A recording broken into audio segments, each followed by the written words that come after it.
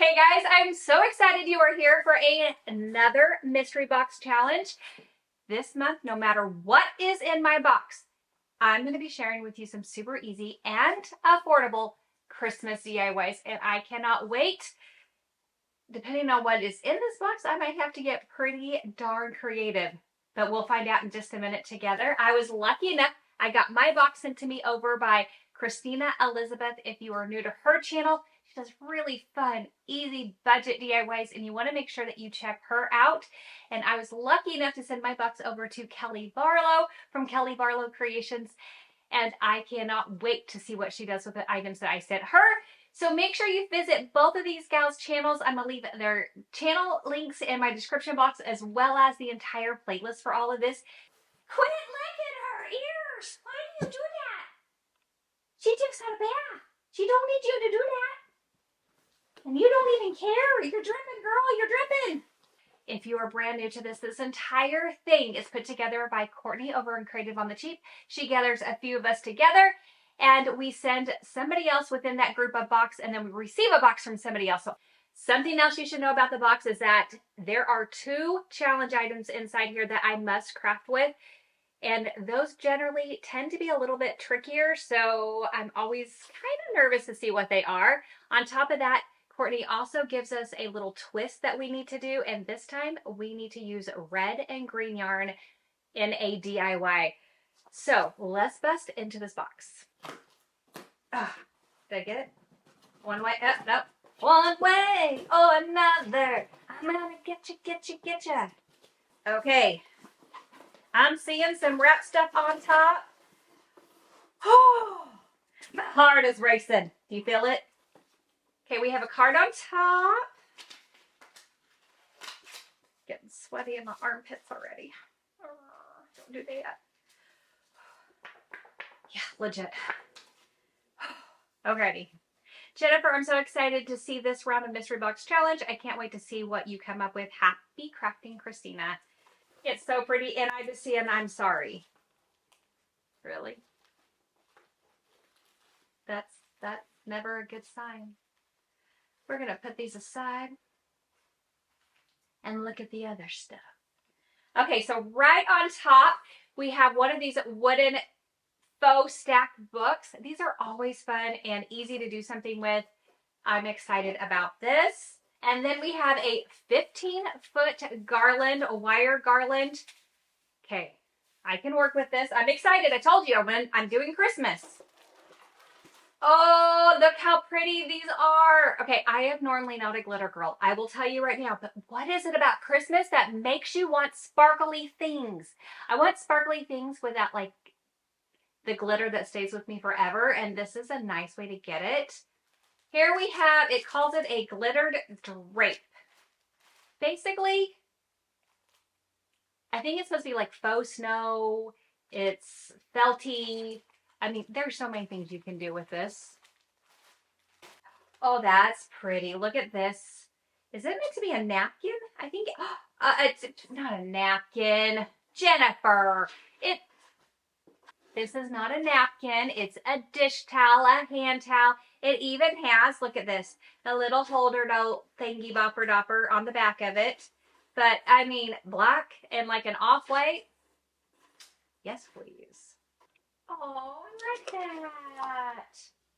So here I have one of these like faux shutters. Is that what that's supposed to be, a faux shutter?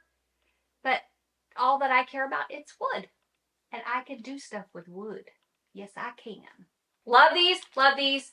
These little wooden rings. These are so great. You get a total of 6, is that right? 6 of them in here. Every time I see these, I just want to pick them up. If you know me, you already know I'm excited. I tag with wood beads. I love me some tags. I love me some beads. This is a winner chicken dinner. Oh, I love little clothespins. Aren't they just, everything smaller is always cuter, period. And, yeah, I got an idea with these. I have a feeling she thought about something with these too when she was sending them to me. So it probably won't surprise you too much how I will probably use these, but we'll see when I get into it if I stick to the original plan. Between now and then, I could change my mind 1,000 times. She sent me a ribbon. It is the red truck ribbon. There's nothing in the bed of the truck.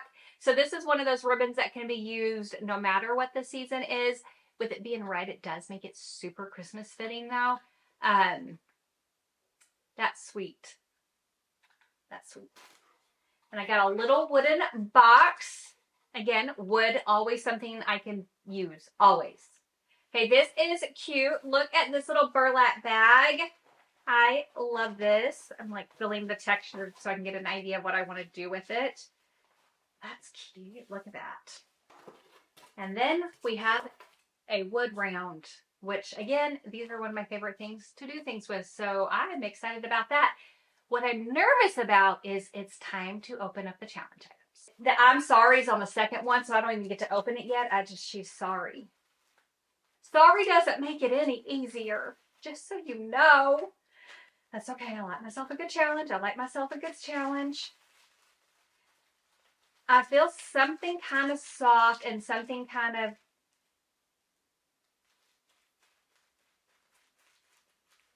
like a skinny hot dog, sausagey, but maybe felty.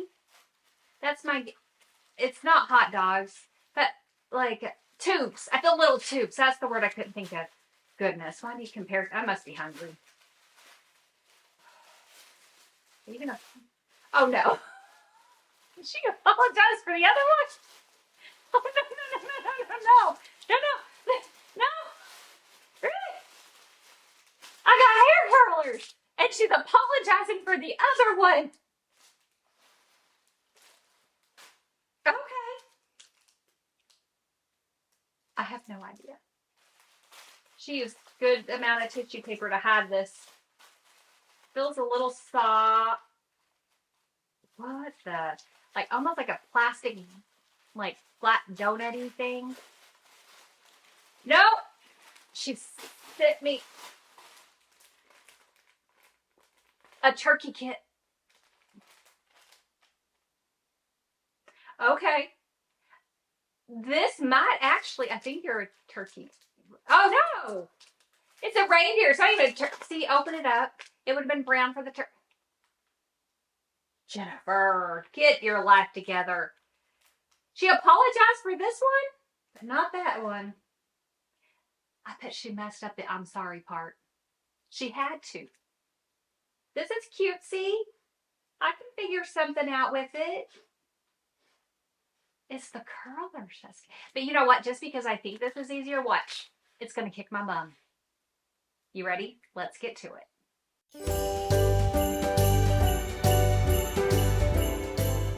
Project, we're diving right on in and we're using this glitter drape. Now it is kind of thin, so you're going to want to fold it in half for what we are doing. If you choose to use a felt instead, you would not have to do this step. You would be able to just do a single layer. Once you have it folded in half, grab anything round that you want and trace it. I'm just using a bowl, and then you want something slightly smaller than that first round object, and you're going to trace it as well. After you've traced both of your circles, go ahead, cut those out, making sure that you keep those layers together. For this next step, you're going to need a large needle and some embroidery thread. Yep, we are actually sewing here on my channel. I know a lot of you think all I know how to use is a hot glue gun, but every once in a while I can pull out some needle and thread. You're just going to be doing a basic stitch here, about 1/4 inch from the edge. You're just going to go all the way around it. Once you have completed the whole circle, you're going to do the same thing to the smaller circle as well, and then you'll be ready for the next step. Now you do want to make sure that you have some polyfill ready to go on hand. You can set that aside and then start cinching up your circle by pulling on the 2 ends of your string. Once you have it closed almost all the way, then take that polyfill, stuff it into your circle. You can make this as full as you want, but then continue cinching up those strings, closing up that circle. Once you have it all the way closed up, then go ahead and take those strings, tie it off nice and tight so it stays closed.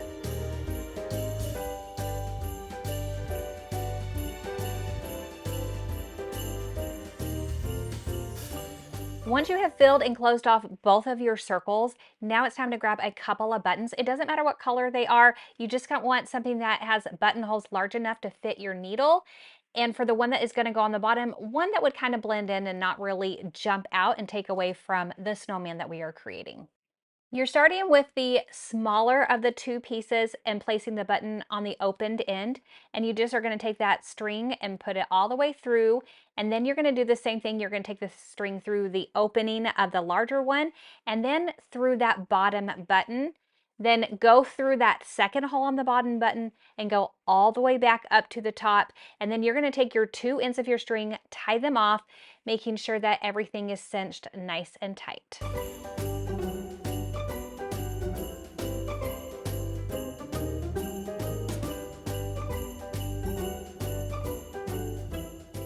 For our snowman's hat, we're going to be using some fleece. I find it easier to go ahead and cut like a 5-inch strip. And then for the length of it, you want to make sure that it will go all the way around your snowman's head with a little bit so that it will overlap. To secure that down, you just want to place a little hot glue towards more the center of the snowman's head, and then just start wrapping your fleece around, securing it all the way, including on that back side.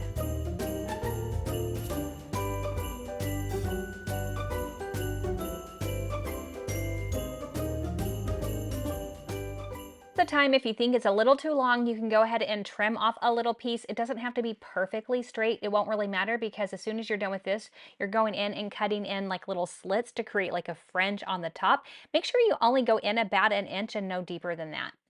To finish off the hat, you want to take a little bit more of that polyfill and shove it in so that you have a little bit more bulk at the bottom towards the head.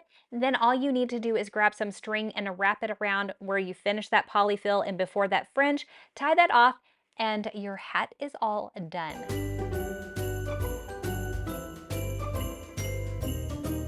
For our snowman scarf, we are using some yarn. Here, my yarn is a little bit thicker, so I only need to cut about 6 strands of it. If you are using a thinner yarn, you can cut more, and that will help you have a bulkier scarf. Once I have all 6 pieces, I just tie a knot on the end, and then I divide them in 2 and just do a simple braid by just crossing the pieces over.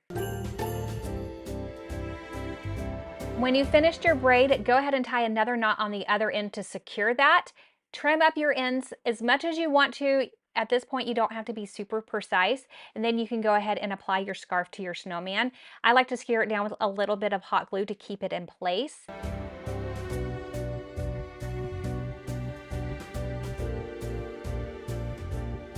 Now, I picked up this little kit off of Amazon, and it has all the little build your own snowman parts. Before I can place the nose though, I do need to go ahead and pre-poke a hole, and then I like to secure it with a little hot glue to make sure that it stays in place. I also went ahead and I grabbed 2 buttons from the kit and glued those straight onto the little snowman's belly. I did tuck the first one just right underneath the scarf. Are these not the cutest little stick arms? I just adore them. Again, to secure them down, I did use a little bit of hot glue, and then I just tucked them right underneath the scarf in between the 2 different snowman parts.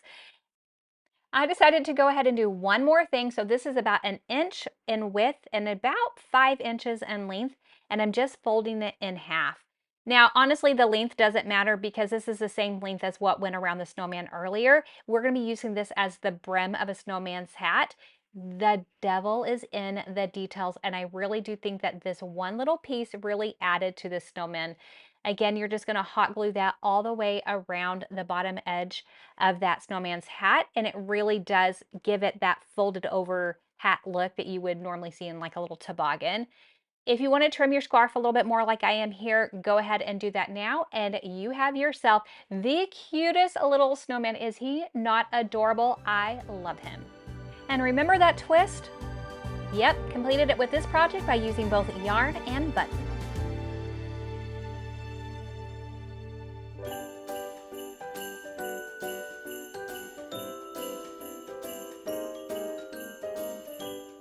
Now to decide what I'm going to do with these curlers, but you're going to have to wait. We're not going to get to them just yet.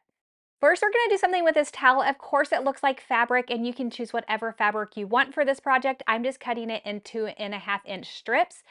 From there, you're going to want a foam wreath form. I grabbed this one at Dollar Tree, just using some hot glue, or you can use some like straight pins. You're going to want to secure it onto your foam wreath and then just start wrapping it around. Now, I like to match up my patterns, so when I finish one, I like to make sure it ends underneath or kind of maybe right before you get to the middle. And then I like to start the next one in the same place because this has lines. I did try to line up my lines so that no matter which way you turned it, it still would look pretty good. Once you have completely covered your foam wreath in fabric, now you can decorate it to your heart's content. I 100% know that I want to have a bow on mine, and red is my favorite color to use when it comes to Christmas wreaths. So I go ahead and I just make a really simple bow for this, nothing special, and then I do a little dovetail to the ends. Set that aside, and we're going to pull out some of that greenery that Christina sent to me, along with some of these berry picks. Now, I grabbed these ones from Walmart, but of course you can grab some from Dollar Tree, Dollar General. You can find them just about anywhere at this time of year. I just happen to really like this pairing. Look at those large red berries. Are those just not beautiful? And I love that they have like a sugar coating onto them. Just gorgeous. Anyway, when I create a wreath, a lot of times I tend to be very symmetrical, and that's the way that I work. So I do the greenery and the smaller berries on the top. I repeat the same thing on the bottom right, and then I go ahead and I place my bow in the center and then start filling it around until I get the fullness that I want by first adding in some of those larger berries and then going back in even with some of the greenery. Once I'm happy with the way that it looks, all I need to do is have a weight so that I can hang that. I simply like to take a little bit of twine. I have 3 strands here. I'm gluing that onto the back to make it look a little nicer. I'm taking small pieces of that same fabric and hot gluing that over to cover up those ends and to make sure that they stay nice and secure on the back of this wreath form.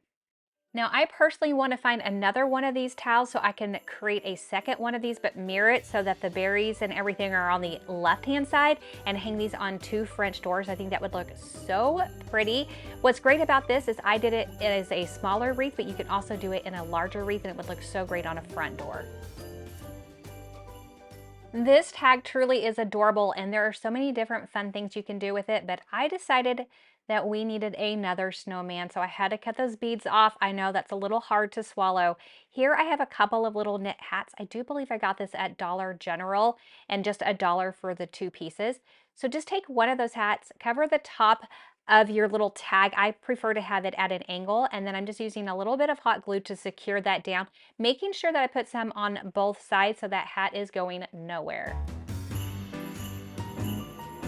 Now, I wanted to keep this super simple, so I just sketched out a little snowman face first with a pencil because I do not trust myself going straight in with like a Sharpie. But that is how we are going to color this in. Just simply grab a black and orange Sharpie, black for the eyes and the mouth, and then you'll be using an orange Sharpie for the nose. Now for a tip with your Sharpie, or if you want to use a paint pen, make sure that you go in the wood grains. That will protect the felt that is on the end of your paint marker, your Sharpie, and you will find that you have less like drag as you go. It'll be so much easier to color that way.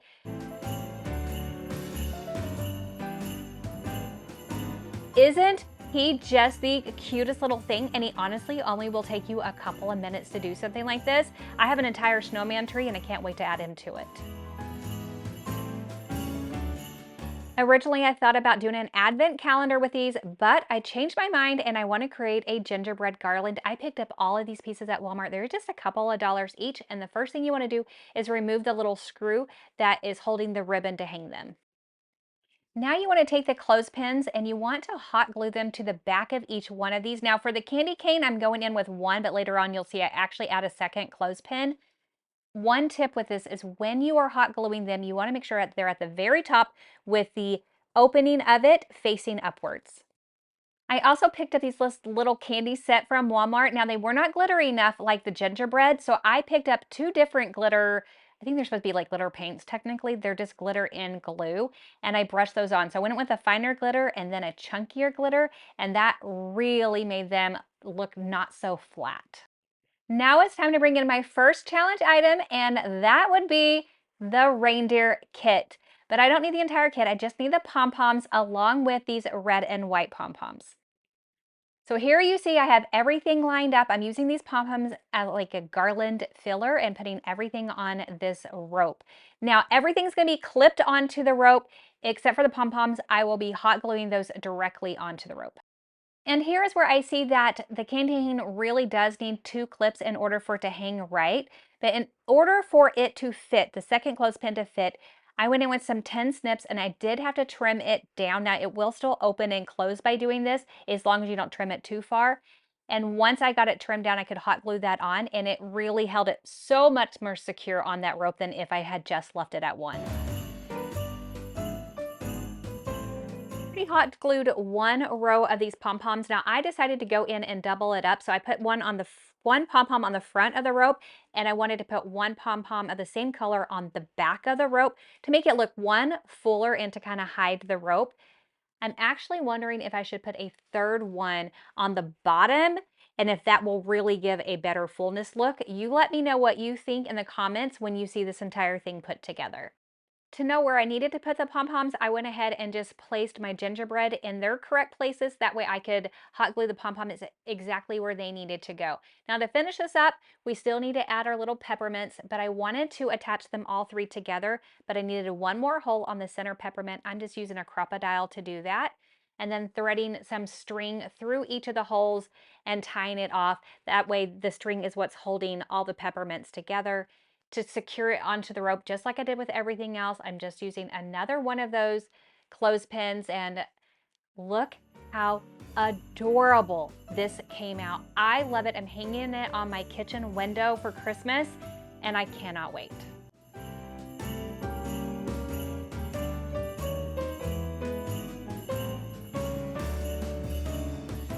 For this next really cute project, you will only need 1 of these little wooden rings as well as some yarn. Now I will be using both white and red, and I am using a fluffier yarn for this, but of course you can use whatever yarn you have.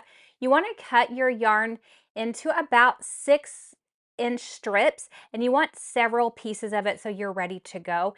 And we are just going to be threading this around the little wood round.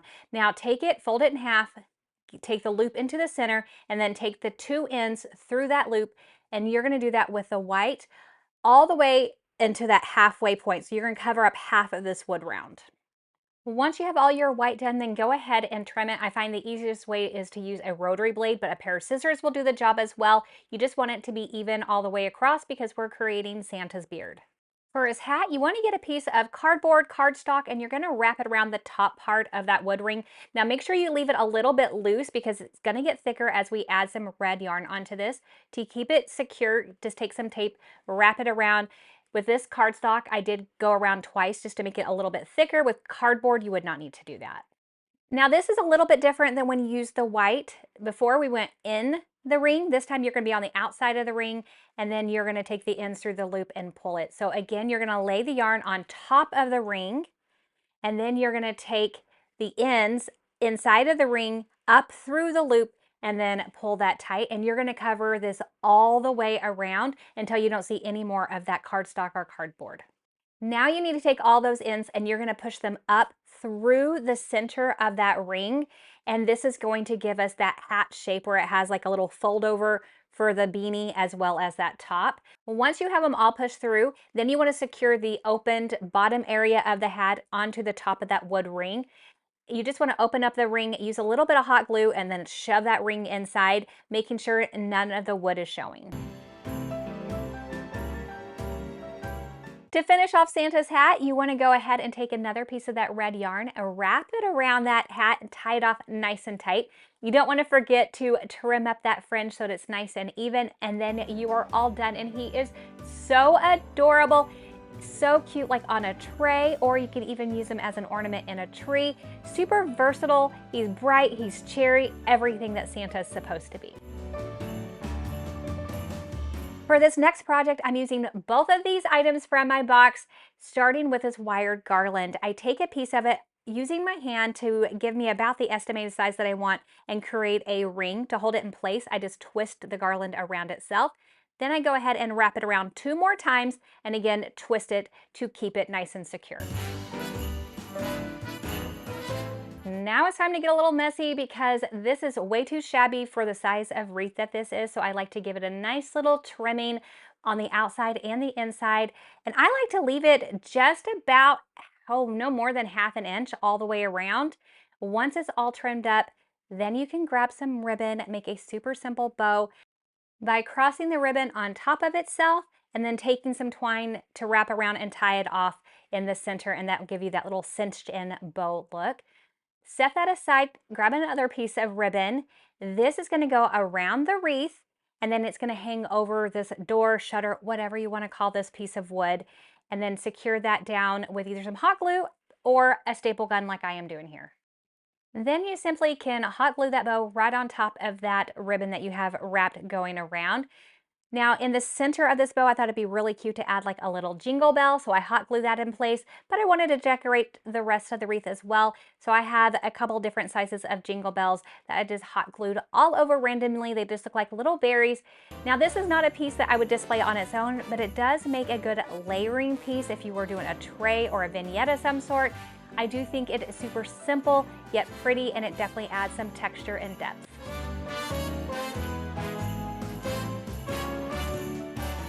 This bag is so perfect to make a great gifting bag for Christmas. It does have a few loose strands, so you would want to get rid of those. And then I picked up this pack of transfers. I got this on Amazon. It has so many cute different shapes in it.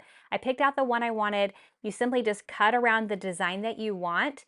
Once you have that, then you can peel off the backing, lay it in place, and then use the stick that comes in the little pack, and then rub this right on. It is as easy as it sounds and as quick. All I did after that was add a bow to the handle, and then this is ready for me to add a gift to give to a friend, and they will be able to use this bag for years and years, and it won't tear like your traditional paper bags.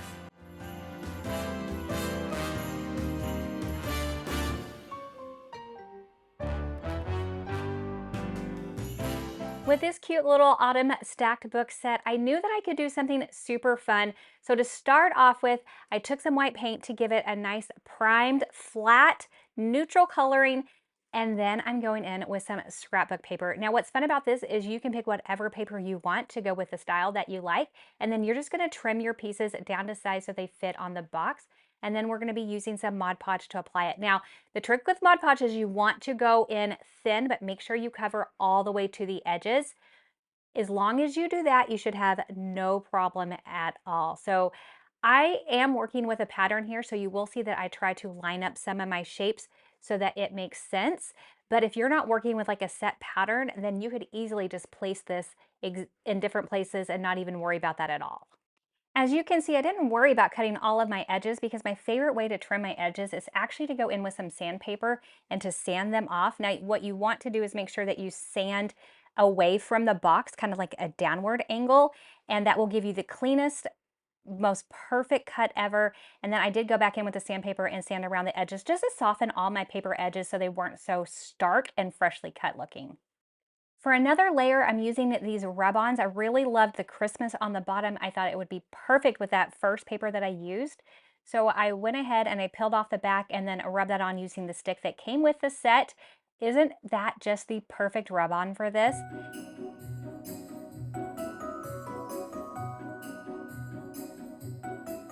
Then I'm adding a red ribbon around it to add a little more pop of color and to make it have a little bit more, again, texture and depth. And to add a little bit more texture, I just took a twine around that ribbon and then tied that off.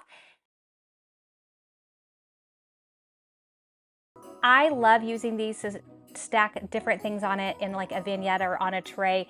Great for putting like a candle on it. It's just a really great basic piece that can do so much.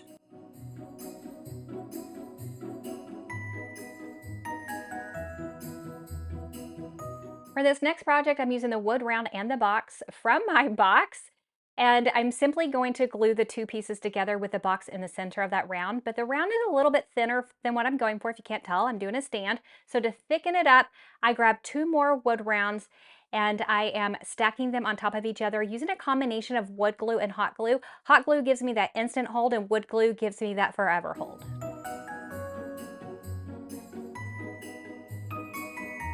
Now see how much thicker the edge is just by adding 2 more pieces on top of it. So much better. So the next stage is I'm taking some paint and I'm thinning it down with water to create like a faux stain. Simply all you need to do is brush it on and then you're going to wipe it off, whether you use a baby wipe, a paper towel, it doesn't really matter. What's great about doing this versus a stain is 1, it dries so much faster, 2, it's cheaper, and 3, you have a lot more color options. For those of you wondering, I'm using Apple Barrel's Burnt Umber for my paint, but isn't this gorgeous? I love this color. This is one of my favorite ones to do a faux stain with. And risers are so nice to use when you are decorating because it really does allow you to group things together and gives you that height that you so need so not everything looks so flat.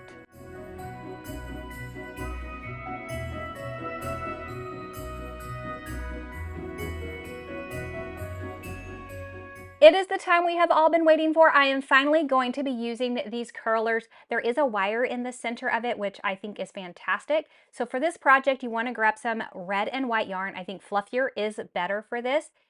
To start off with, you want to do a dab of glue in the center and then place your white yarn and then create like a little U shape with your yarn. And then for the red yarn, you're going to meet it up with the end of the white yarn, and then you're going to U shape the opposite way. Now you need these 2 yarns to come together, so go ahead and add a little hot glue right on the edge and bring that white yarn to join up with your red yarn.